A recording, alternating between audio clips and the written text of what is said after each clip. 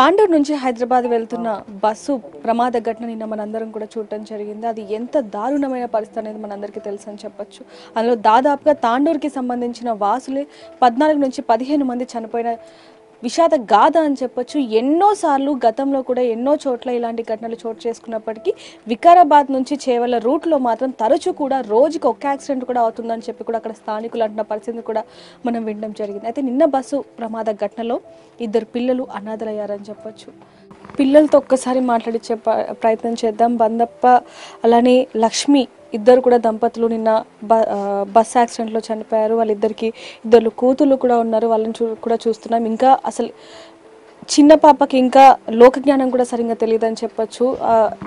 తల్లి తండ్రి గురించి అడిగితే ఏం చెప్పాలో కూడా తెలియని పరిస్థితి కనిపిస్తుంది. పెద్దామె తనకి ఇప్పుడిప్పుడే తెలుస్తుంది, తను బాధపడుతున్న పరిస్థితిని కూడా మనం చూస్తున్నాం. ఒక్కసారి దీనికి సంబంధించి తల్లిదండ్రులు ఏమైనా మాట్లాడారా, వెళ్ళే ముందు ఏమైనా చెప్పారనేది ఒక్కసారి మాట్లాడించే ప్రయత్నం చేద్దాం. హాయ్ నాన్న, నీ పేరు? శివనీల. శివనీల, ఏం చదువుతున్నావు? చదువుతానే కూలి పని చేస్తాను. ఏం పని చేస్తున్నావు? చేనులో పని చేస్తాను. ఎంతమ్మా వయసు? 18. అంటే అసలు చదువుకోలేదా లేకపోతే? అంటే చదువుకున్న 8 వరకు చదువుకొని బంద్ చేసిన. చదువుకొని బంద్ చేసిన. మా చెల్లెలు పుట్టిందని బంద్ అయినాక మా అమ్మకి ఇక బాగానే ఉన్నాము, మేము బాగానే ఉన్నాము. అట్లా ఎట్లా మా చెల్లెలు ఇక చదువుకున్నది, నేను కూలిపోయినా అంతే. కూలిపోతున్నా. సో అయితే రోజుకి ఎంత సంపాదిస్తావు? రోజుకంటే 350 నాట్లకు పోతే 500 అట్లా సంపాదిస్తాను. అయితే ఇప్పుడు అమ్మ నాన్న నిన్న హాస్పిటల్కి వెళ్ళేటప్పుడు అంటే ఎప్పుడు వెళ్తూ ఉంటారా? నిన్న అంటే ఫస్ట్ అంటే ఇట్లా మంచిగా ఉందని చెప్తే పోయి మళ్ళీ వస్తుండ్రి. మొన్న ఏమైంది, ఆదివారం రోజు వచ్చిండ్రు. ఆదివారం వచ్చి సోమవారం ఎప్పటికీ సోమవారమే పోతుండ్రి. పొద్దున్న 4 గంటలకు అట్లా పోతుండ్రి. అంటే ఎప్పటికీ అమ్మమ్మతోనే ఉండ్రి. అమ్మ హెల్త్ బాగాలేకుండా ఆడికే పోయింది. పొద్దున్న 4 గంటలకు లేచి పోయిందో ఎప్పుడు పోయిందో నాకు తెలియదు. నేను పొద్దున్న ఫోన్ చేసిన, అంటే నైట్ నాకు సండే రోజు మాట్లాడ్డది. వస్తా, నేను చూపించుకొని వస్తా, మంచిగా ఉండి కూలి పోతా అన్నావంట, కూలి పోయిరా, నేను పోయి మళ్ళీ చూపించుకొని మళ్ళీ మంచిగా అయ్యి నేను వస్తా మంచిగా నాతో అని చెప్పింది. అంటే మామూలుగా చెప్పారా, మీకు అనిపించింది? ఆమెనే చెప్పింది. చెప్పినాక సరే అని చెప్పిన నేను. సరే మళ్ళీ మంచిగా ఉండు అని చెప్పిన. సరే పొద్దుగాల పోతామని అమ్మ నాయన ఏటో నాతో మాట్లాడలే ఆ రోజు. ఇక మాట్లాడలేడని ఏమనలే. నేను పొద్దున్న మళ్ళీ ఫోన్ చేసిన. నేను వాళ్ళు పోయినాక ఫోన్ చేస్తే 8 గంటలకు ఫోన్ చేస్తే ఫోన్ లేపలేరు. లేపకుండా మళ్ళీ అర్ధగంట అయినాక మళ్ళీ చేసిన, లేపలే. మళ్ళీ 11 గంటలకు ఫోన్ చేస్తే పోలీస్ స్టేషన్లో ఉంది ఫోను, వచ్చి తీసుకోవండి అని చెప్పిండ్రు. నాకు అర్థం కాలే. మళ్ళీ వేరే అక్క వాళ్ళ ఫోన్తో తీసుకొని మళ్ళీ చేసి అడిగిన. నేను అడిగితే అదే బస్ యాక్సిడెంట్ అయింది, ఫోను పోలీస్ స్టేషన్లో ఉంది, వచ్చి తీసుకోండి అని చెప్పిండ్రు. హాస్పిటల్లో జాయిన్ చేసినామని చెప్పిండ్రు అంతే. అంటే అప్పటి వరకు అమ్మ నాన్న ఇక్కడ లేరు ఈ లోకంలో అని, లేకపోతే ఏం చెప్పాలి?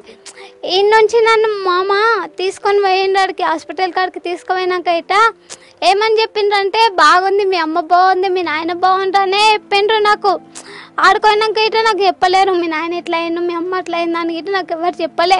మీడియా నా ముంగల్కి వచ్చినాక మీడియాకి చెప్తుంటే నేను నిన్న అంతే తప్ప నాకు ఎవరేం చెప్పలే. మా మామ ఇట నాకు చెప్పలే. నేను ఏడుస్తా అని చెప్పలేడు, మళ్ళీ మా చెల్లెలు బాధపడుతుంది అని చెప్పలేడు, నాకు తెలియదు.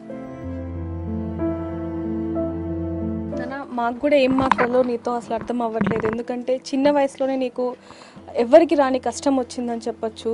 నువ్వే ఇంకా ధైర్యంగా ఉండి మీ చెల్లెని చూసుకోవాలి. అంటే చెల్లె గురించి ఏం చెప్తారు అమ్మ నాన్న నీకు? మంచిగా చూసుకో, ఆమెని మంచిగా ఉండి మంచిగా తిని మంచిగా ఉండు అంటుంటే అంతే. ఆమెను కొట్టకు, మంచిగా చూసుకో, స్కూల్కు తోలి అని చెప్తుంటే.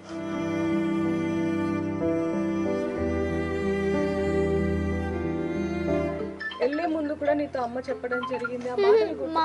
అసలు మాటలు ఇటాలే ఆమె నన్ను.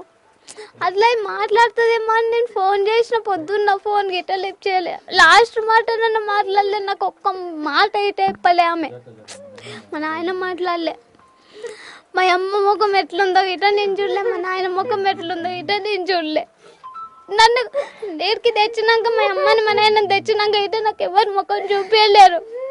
ఆడికి తోలుకుపోయినా గైట్ నాకు ముఖం చూపించలే, మా చెల్లెలు చూపించలేరు. మా నాయన ముఖం అని అవుతామంటే మా నాయన ముఖం గిట్ట నాకు చూపించలేరు. అంటే ఇప్పుడు అక్కడ యాక్సిడెంట్ జరిగింది కదా, సో కంకర మొత్తం కూడా అమ్మ నాన్న మీద పడింది. సో గాయాలు అయ్యాయి వాళ్ళ ముఖానికి, కాబట్టి నీకు చూపియలేని పరిస్థితి. అంటే నువ్వు ఇంకా చిన్నపిల్లవే, చెల్లి కూడా చిన్నపిల్లదే. నేను మా అమ్మ ముఖం చూసిన కానీ మా నాయన ముఖం కాళ్ళు మొక్కిన వాళ్ళ కాళ్ళు మొక్కిన నాకు చూపించలే. మా నాయన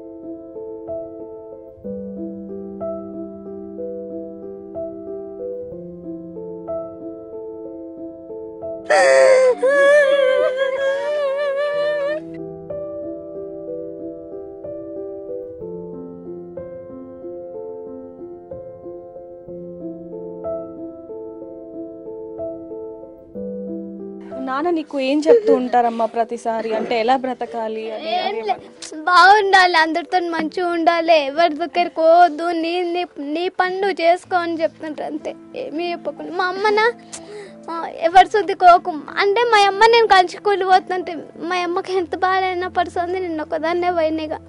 ఆమె ఒకటే చెప్తుండే, ఎవరి దగ్గరికి పోకు, ఎవరితో మాట్లాడకు, అందరితో మంచిగా ఉండు, నీ పనులు చేసుకో వండుకో అంతే. నాన్న నువ్వు ఇప్పటికీ చాలా మెచ్యూర్గా మాట్లాడుతున్నావు అసలు, ఎందుకంటే అమ్మ ఏమైతే చెప్పిందో ఆ మాటలన్నీ విని నువ్వు చాలా మెచ్యూర్గా మాట్లాడుతున్నావు. నువ్వు ఫ్యూచర్ కూడా బాగుండాలని మేము కోరుకుంటున్నాము. సో నువ్వు ఇప్పుడు ఏం కావాలని కోరుకుంటున్నావు నాన్న?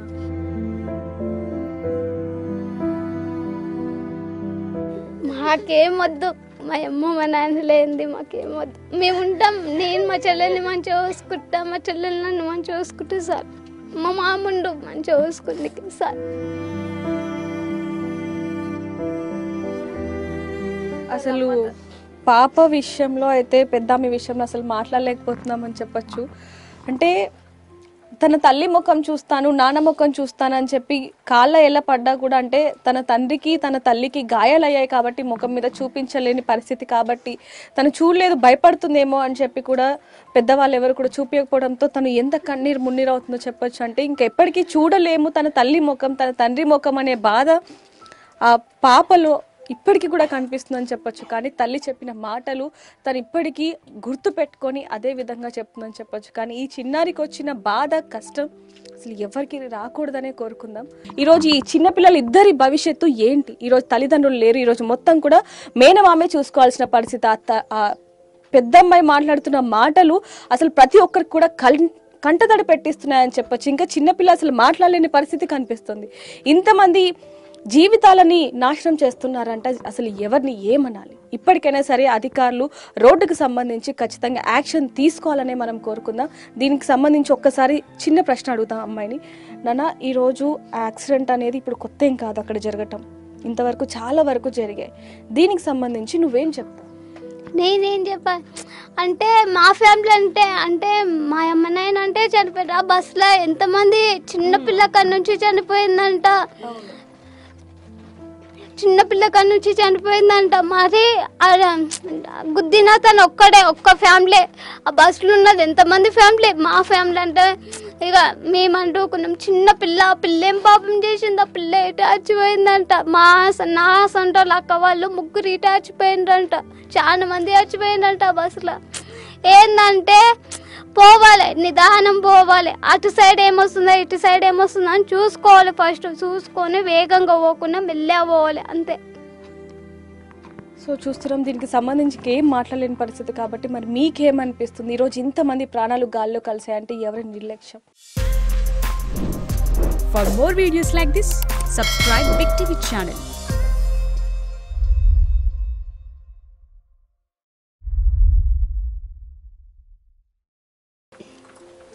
ఎక్కడికి వెళ్ళావు నాన్న? వెళ్ళావా? ఇప్పుడు వెళ్ళలేదా? చెప్పు మంచిగా. నువ్వు భయపడొద్దు, అక్క ఉంది నీకు, సరేనా? అక్క మామ ఉన్నారు కదా. చెప్పు మంచిగా మాట్లాడు. భయం వేస్తుందా?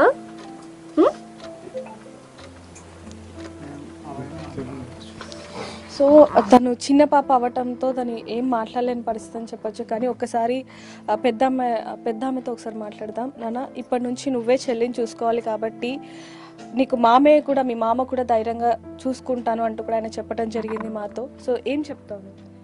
నేనేం చెప్పా, మంచిగా చూసుకుంటే మంచిగా ఉంటాం అంతే. ఏమవుదాం అనుకుంటున్నావు? నేనేం అవుదాం అనుకున్నాను, నేనేం లే, మా చెల్లెల్ని మంచిగా చదివిపోయాలి, మంచిగా చూసుకోవాలి. ఆమె ఏ గోల్ అయినా సరే చదివిపిస్తా, ఎంత అయినా సరే, ఎన్ని పైసలు అయినా సరే నేను చదివించుకుంటా. నిజంగా మీ అమ్మ నాన్న ఎక్కడో లేరు, నీలోనే ఉన్నారు. సో మీ చెల్లెకి ఇప్పుడు అమ్మ నాన్న అక్క అన్నీ నువ్వే కాబట్టి ధైర్యంగా ఉండు, ఎక్కువ ఏమి ఇదవ్వకు. ఎందుకంటే మీ మామయ్య కూడా నీకు చూసుకోవడానికి ఉన్నారు కాబట్టి ఖచ్చితంగా నీకు ఏ సపోర్ట్ కావాలన్నా సరే అందరం కూడా చేస్తాం, నీకు అండగా ఉంటాం. సో చూడొచ్చు, ఆ చిన్న పాప మాటల్లోనే తెలుస్తుంది తన చెల్లెకి ఏదైనా సరే, చదువైనా సరే, ఏదైనా చేస్తానంటూ కూడా తన మాటల్లో ఆ మెచ్యూరిటీ అనేది కూడా మనకు అర్థమవుతుందని